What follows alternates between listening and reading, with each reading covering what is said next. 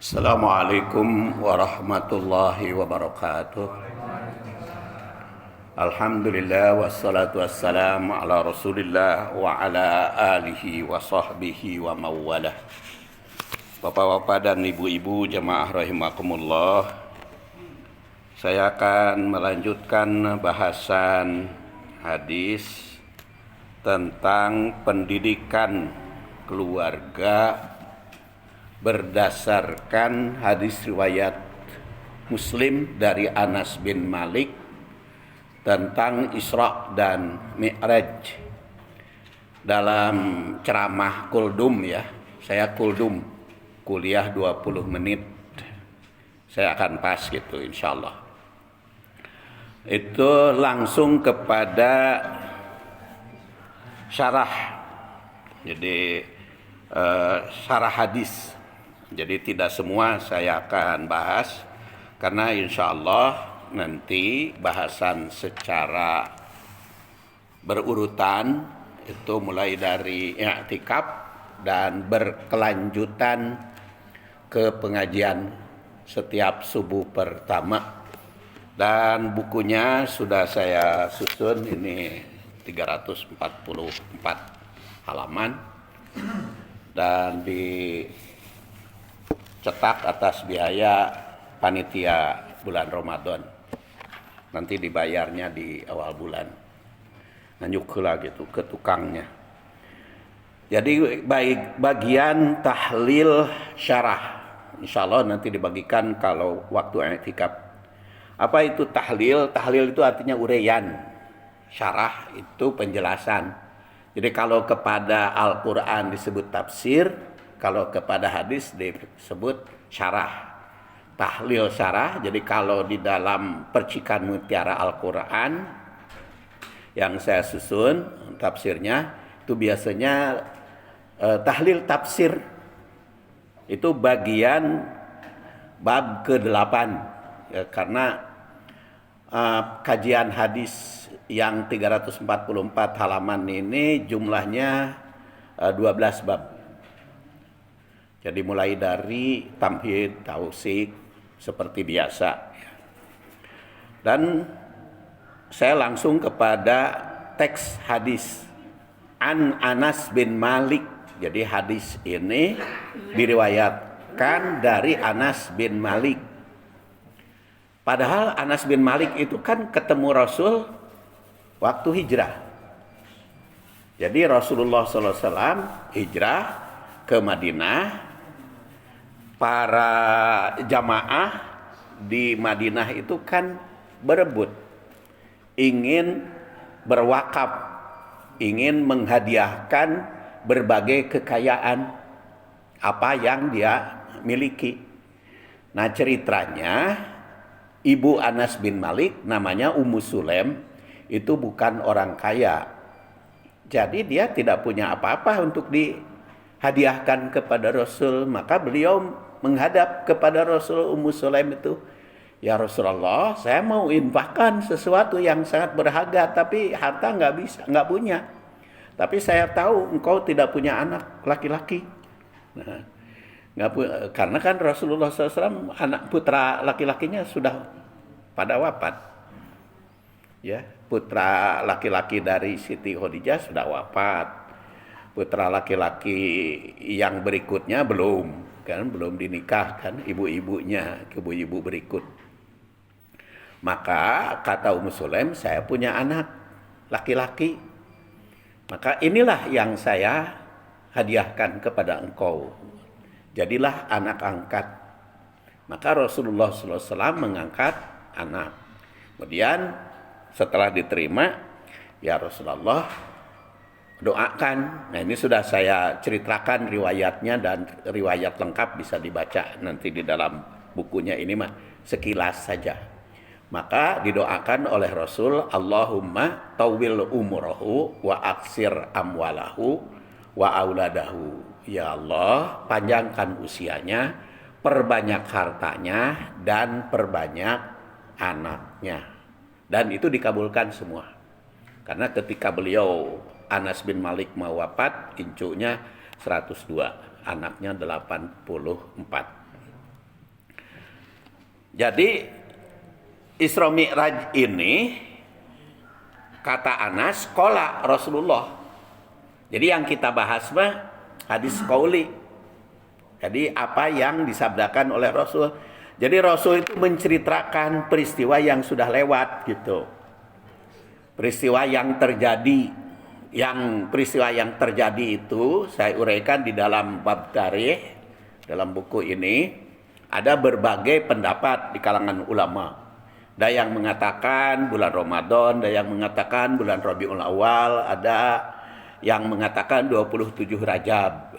Yang disepakati oleh ahli sejarah ulama di Indonesia adalah 27 Rajab. Itu teh pendapat Al-Mubarakpuri. Al-Mubarakpuri orang India itu penyusun kitab Sirah Nabawiyah Ar-Rahiq Al-Mahtum.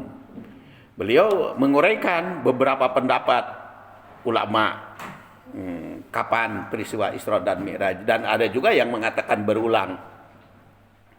Nah, maka Rasul menceritakan apa yang telah terjadi kepada Anas. Maka beliau Anas bin Malik mengatakan qala Rasulullah SAW bersabda, utitu bil buraq.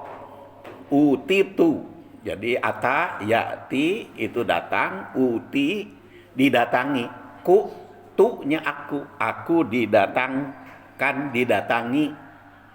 Jadi buraq didatangkan kepada Rasul.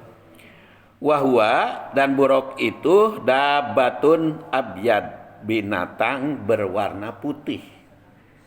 Tawilun, tinggi atau panjang. Fauqal himar, di atas himar, jadi tingginya di atas himar. Wadunal bagol, dan di bawah bagol. Jadi bayangannya oleh Rasul, buraq itu di atas himar, di bawah bagol. Jadi di sini menggunakan utitu, jadi merupakan fi'il madi majhul namanya. Jadi majhul itu artinya kan tidak diketahui. Apa maksudnya tidak diketahui? Fa'ilnya tidak disebut. Utitu, aku didatangkan kepadaku. Saha nu ngadatangkeunnya tidak disebut. Utitu, pokoknya didatangkan we. Dari mana itu disebut gitu. Eta teh buraq teh didatangkannya dari mana tidak disebut, pokoknya didatangkan we. Pokoknya kan makhluk aneh itu. Makhluk unik ya, unik, antik. Unik. Kemudian buraq. Buraq itu secara bahasa diambil dari barkun. Barkun itu artinya kilat. Kilat cahaya. Ini buraq. Jadi bisa dipahami buraq itu binatang yang mempunyai kecepatan lebih dari cahaya. Cahaya kilat barkun itu kan cahaya kilat. Kilat itu kan oleh kita tidak terjangkau berapa kilo satu detiknya, ya. Dan ini lebih dari itu gitu. Binatangnya. Barkun, buraq itu lebih dari cahaya. Kemudian itu kata Abu Zakaria ya. Syarah Nawawi dalam riwayat Muslim. Kemudian dijelaskan oleh sabda Rasul bahwa buraq itu merupakan dabah yang berarti makhluk. Jadi diperlihatkan kepada Rasul itu binatang, makhluk ya. Jadi makhluk fisik gitu. Makhluk fisik yang kecepatannya lebih dari cahaya. Lebih dari cahaya beberapa kali lipat tidak sebut. Pokoknya lebih dari cahaya kecepatannya. Dabah. Dan dabah itu kan bermakna binatang yang bergerak. Binatang yang hidup. Ya. Dari makna dasar ini dalam bahasa Arab, Dabah itu digunakan untuk menunjukkan setiap makhluk hidup yang bergerak di bumi. Baik itu manusia, hewan besar, hewan kecil maupun makhluk melata, itu namanya dabah. Namun dalam pemakaian yang lebih umum, Al-Quran dan hadis, kata ini sering dipahami secara kontekstual sebagai hewan, khususnya hewan darat yang berjalan dan dapat menjadi tunggangan. Itu dabah. Jadi ditampilkan kepada Rasul binatang, hewan, binatang bumi. Makanya ada gambar-gambar kan kalau di Google kuda, wajahnya perempuan pakai jangjang, ya, sayap. Itu imajinasi. Karena zaman AI makan imajinasi itu resep ya. Sampai ada yang menggambar Rasul, ada yang macam-macam kan, sampai sekarang itu sampai Allah aja digambarkan gitu. Nah, yang tidak nyata kan, yang tidak bisa. Tapi AI makan bisa saja bikin gambar asal mau aja. Jadi dalam hadis ini ketika buruk itu disebut dengan ungkapan huwa dabatun abyad, dabah abyad. Jadi binatang yang berwarna putih, tawil, jangkung, tinggi. Bisa juga berarti panjang, ya. Dabah. Fauqal himar, di atas himar. Tingginya, panjangnya lebih dari himar. Kebayangkan itu. Rasulullah SAW menggambarkan kepada Anas bin Malik. Jadi buruk teh binatang di bawah fauqal himar, di atas himar, wadunal bagol, tapi di bawah bagol. Jadi bagol itu binatang yang sudah biasa mereka kenal. Dengan dia demikian, buruk itu merupakan hewan khusus digunakan alat transportasi Rasul Sallallahu Alaihi Wasallam. Jadi sebagai alat transportasi didatangkan. Dengan ditampilkannya buruk sebagai kendaraan, maka jelas dan yakin bahwa Isra Mi'raj itu adalah jasad dan ruhnya. Makanya pakai kendaraan. Jadi jasad dan ruh. Jadi bukan Isra Mi'raj itu yang dilakukan oleh Rasul, diperintahkan oleh Allah Subhanahu wa taala berupa jasad dan ruh. Makanya di dalam surat Al-Isra, Subhana, Maha Suci, Maha Hebat, Subhana. Jadi kalau ruhnya saja mah tidak perlu disebut Subhana, karena itu kan sudah biasa kalau mimpi mah, ya. Mimpi mah orang juga bisa. Makanya Subhana. Dan surat Al-Isra ayat pertama itu saya jelaskan dengan 12 poin. Surat Al-Isra ayat pertama. Itu di dalam bab tanasub. Ya, sebelum ke sarah ini ada tanasub. Tanasub itu korelasi antara hadis dengan ayat. Nah, mungkin nanti di dalam i'tikaf saya bahas tanasub hadis ini dengan surat Al-Isra ayat pertama.